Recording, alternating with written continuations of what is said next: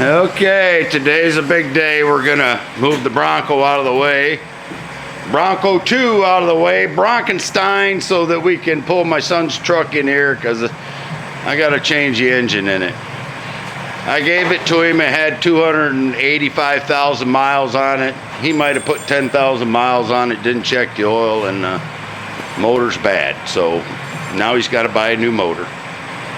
So we're gonna get this moved out. Really admitting that your son's that much of a knucklehead? Yes, my son is a knucklehead. So I'm gonna pull the Bronkenstein out. Me and the wife are, and then we're gonna get the old red truck in here that used to be mine, and get it ready. As I'm going to pick up an engine for it tonight. So we're just gonna pull it out. The wife's gonna steer and I'm going to use the tractor. I'll get her a step over here so she can get in and just move it over to this side of the barn. No, baby, not at all.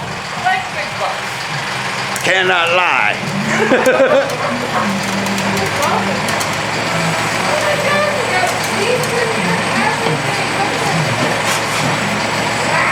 All right.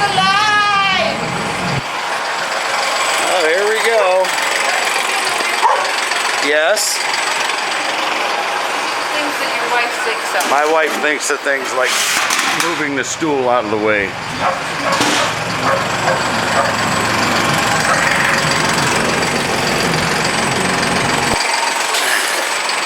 All right. Here we go. Hopefully I don't pull the frame out from under it. I can't even see it. There it is.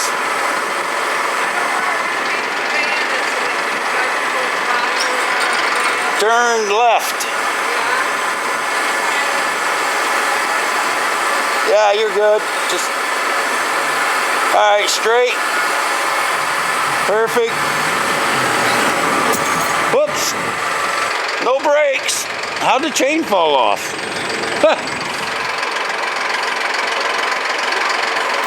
Silly. All right, I actually got it hooked up with a chain this time, so let's see what we can do.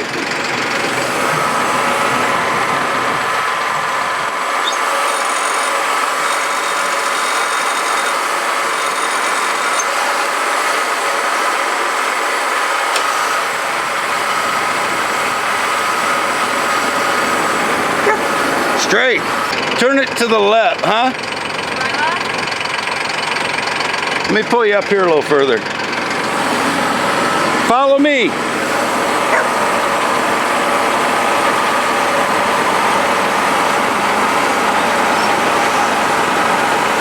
Turn left.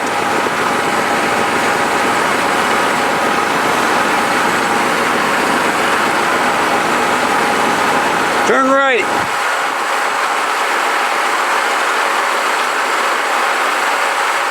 Straight. All right. Hopefully we'll roll downhill. So, ready?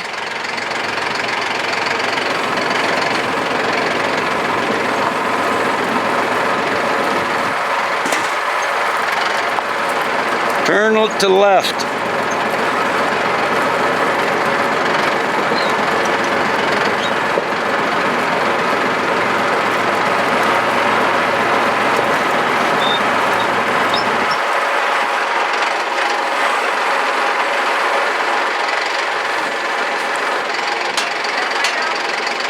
Hold on. Sorry, I'm not doing a good job of filming. I gotta get out and push. Well, we got it in here. We got her in here. It wasn't pretty. It's a good thing I wasn't recording. God bless my wife for helping me. That's all I can say.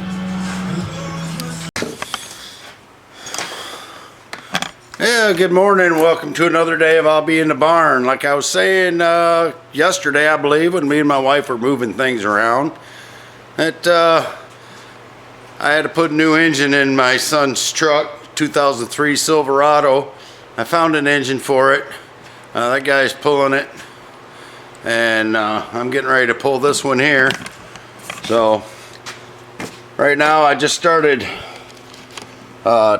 taking off the air to the throttle body, and I just started actually. I've already pulled the battery out, and I'm going to disconnect the hoses and wires from this. I got to take off the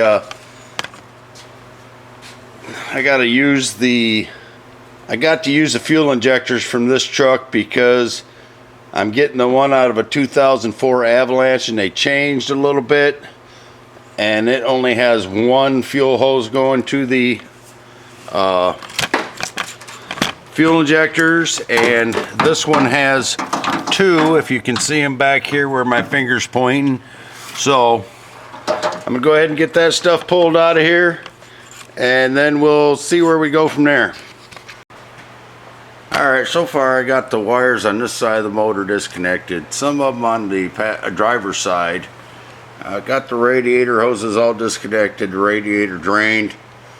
I'm fixing to climb underneath and take off the exhaust, disconnect them from the headers. I'll come back up here. I'm going to remove the, actually I may, yeah, I'll come back up here and I will remove the air conditioner down there and slide it out of the way so I don't have to evacuate it or anything like that.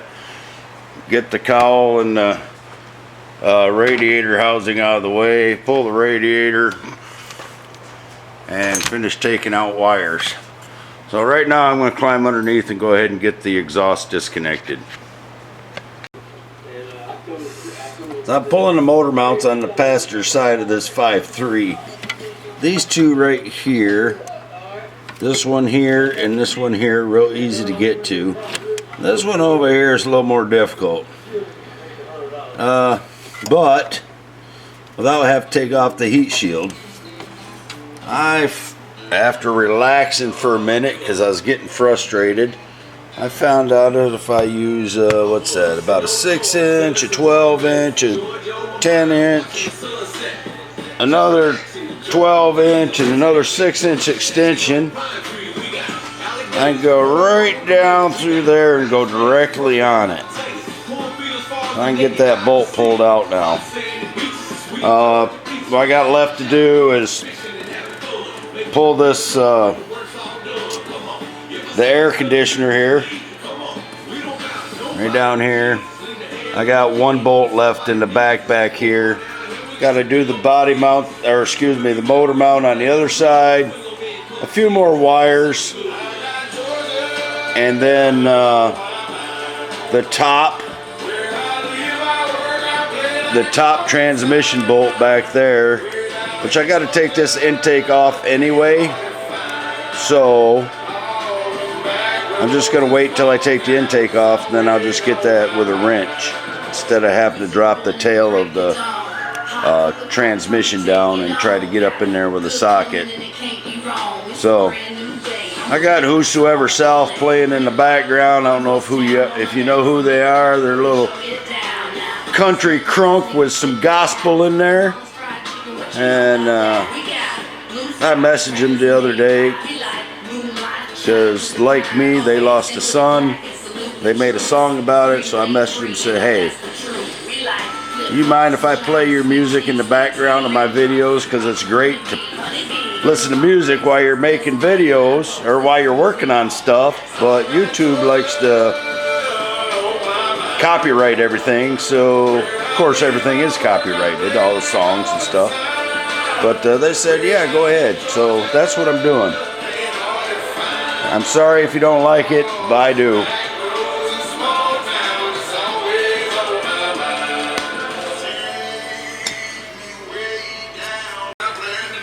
So let's see if this magical contraption of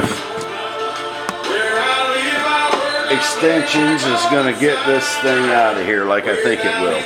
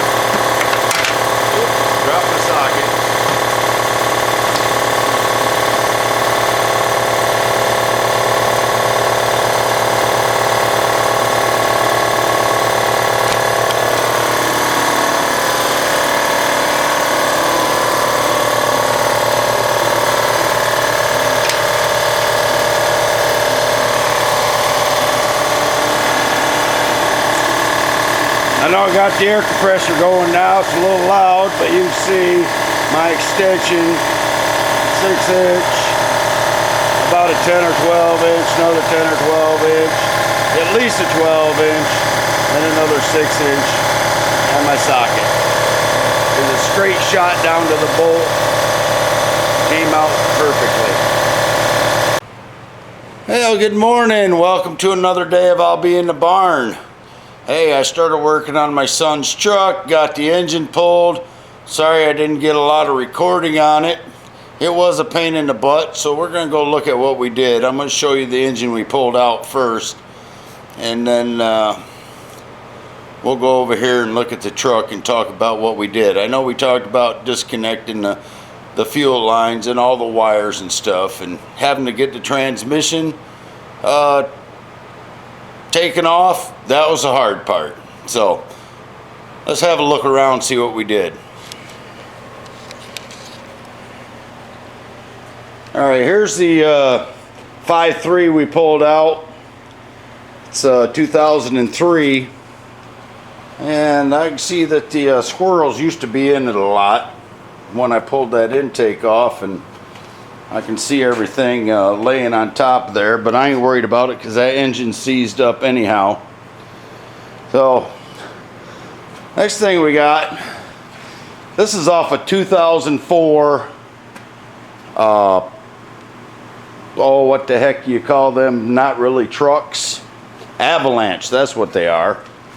Alright, so between the 2004 and the 2003, I'm going to have to change the intake, the fuel rails, because they're different. Actually, the intake may be the same. The fuel rail is definitely different because on the 2004, it only has one fuel line coming in, right there. On the 2003, it has, oh, somewhere around here. Anyway, it's got two fuel lines. I'm going to go over here to the truck and we'll have a look. You can see right there, there's two fuel lines. They both come into the fuel rail. On the 2004, they don't. Anyway, every place I looked said that there's 6 bolts on a 2003 Silverado transmission housing. Well, there's actually 8. I even looked on a forum and people were arguing 6 or 8, 6 or 8, 6 or 8. So I pulled out 7 and thought, hey, there's an extra one. But this one right at the bottom there, right above, you can see where the bump out is for the starter. I could not see that bolt to save my butt. So we're trying to yank this thing out, and that bolt was still in there. And then the one above it is what hooks the transmission dipstick down in there. Well, I took the 13 millimeter off of it, and I thought that was all I had to do, but obviously there was a 15 millimeter behind it. So that's another one I had a difficulty with. And then same over here on this side, where the, I'm sure you can see that fuel line bracket right there. That had a 13 millimeter on one side and then a 15 millimeter on the back side. So those both had to come off. So I thought I was doing pretty good until it wouldn't come out. Once we got all them bolts out, it came out real easy. We took the air conditioner off so we didn't have to evacuate it. So I just disconnected it from the block. Took power steering, which also has the alternator attached to it. Right here, just took that whole bracket off because that was easier than trying to get just the power steering pump off. So I just took that whole bracket off. There's 1, 2, 3, 4, I think 5 bolts on that, and then wires that were connected to it. So we got everything disconnected, including the transmission, and then all the wires that go down here were attached to the front of the oil pan, which has a 10mm bolt on one side, and then it just kind of pokes into a hole on the passenger side, which probably a lot of you people know that. I don't. I've never pulled one out of this new of a vehicle before. And so yeah, we had to do that. There's a lot of oil buildup down there. I had told my son that you know, this thing leaks oil, so you got to keep a check on it. Well, he checked it when it started knocking. He poured oil in it. Then he poured another quart of oil in it. And they started to drive home, and he didn't make it. Anyways, so that's why we're changing out this engine. So today, I'm going to go ahead and get and another reason I wasn't showing everything we're doing. One, my tripod's too short to show up over top of the hood. And I had me and my friend Kevin, who you've seen in many videos, and my friend Kenny, who you might have seen in the dragster video. They were all over here, and my wife was out here because she wanted to see what was going on. So, but nobody wanted to record anything. And so we just were a-holes and elbows trying to get this thing out of here. And we got it. And the guy that took this one out of the Avalanche, he did it the right way. He pulled the front clip off and the body because he was going to part it out anyway. But it was running when I went over there. He wasn't sure if he wanted to part it out or not. He was showing me a different engine that had a tick in it. I didn't want it. So showed me this one, started it up, had good oil pressure, all that good stuff. So I said, I'll take it. So he pulled it. Now he's parting out that Avalanche. So anyhow, like I said, I'm going to take the intake fuel rails off. I'm going to look at this intake. Maybe I don't have to take it off if it's the same as the other one I have. But I bought an intake gasket just in case. So after I put this couch back in my father-in-law's fifth wheel, I'm going to come back and get on it.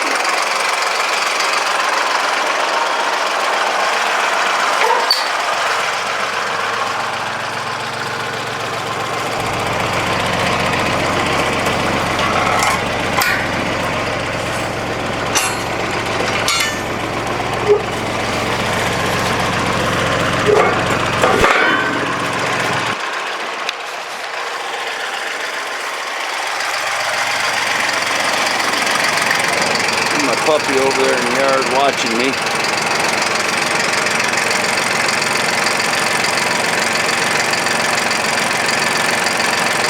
Gotta watch everything I do. She'll sit out there for hours while I'm in the pole barn.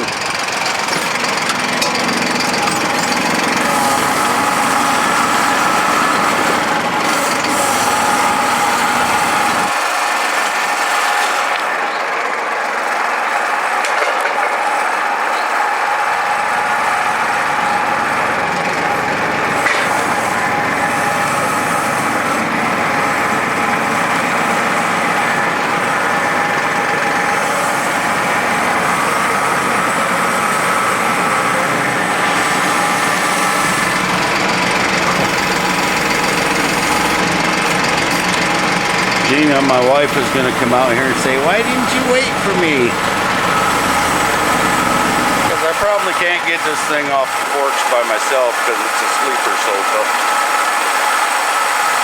I could always dump it on his deck, but that wouldn't be very kind.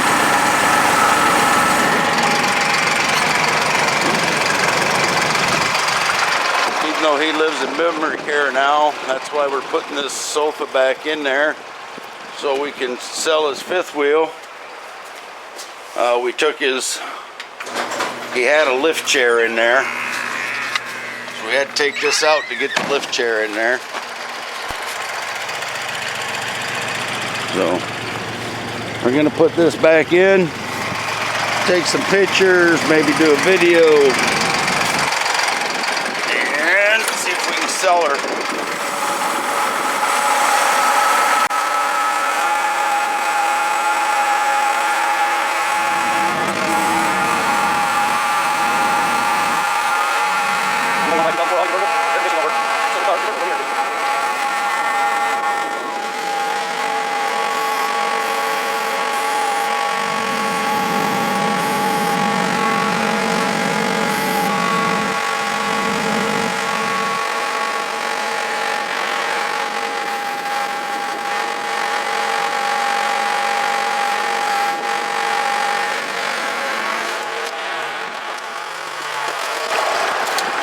Let's see what we can do with this monster.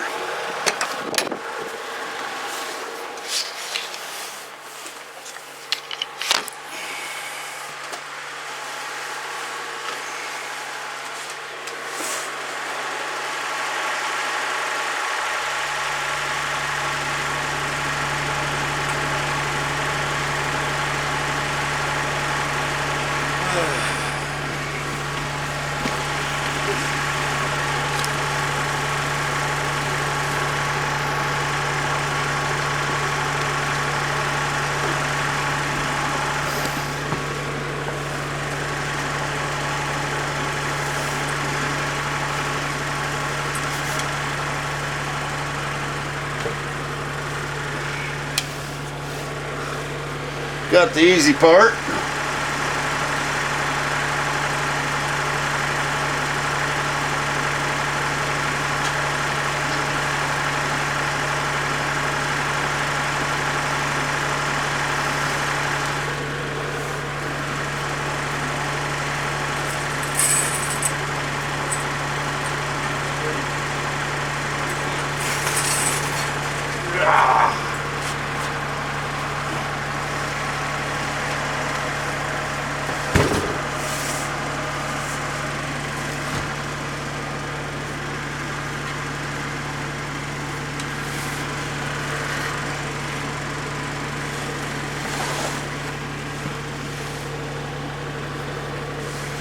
About an inch too tall to come in the door.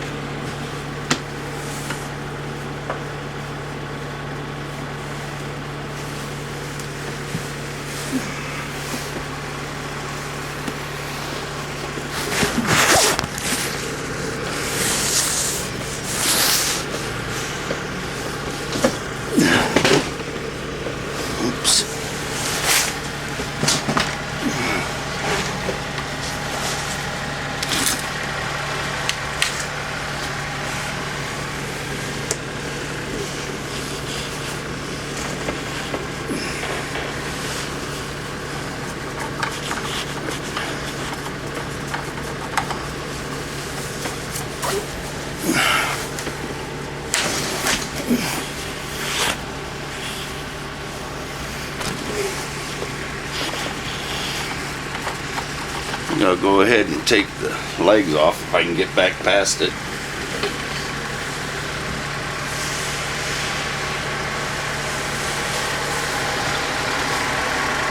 Or I'll just get it in the door.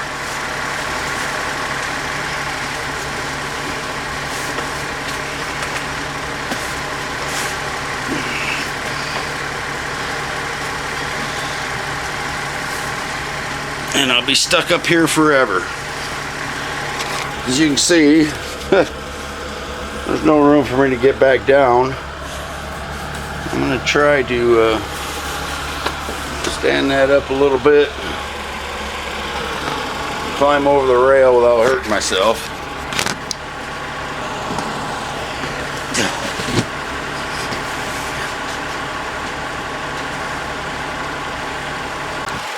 Alright, this is the predicament I'm in because I'm trying to do stuff myself and I should just wait, but I don't think my wife can lift this up anyway.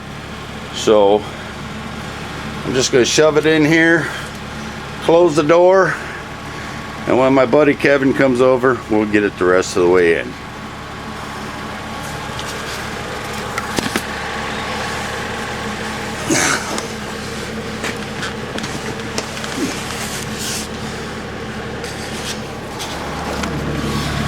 Alright, we got to the house.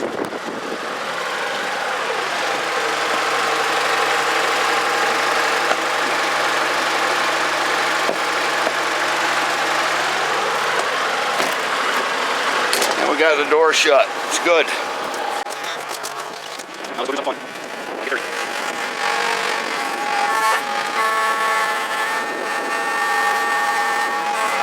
This is what we're sitting on the line. We'll get you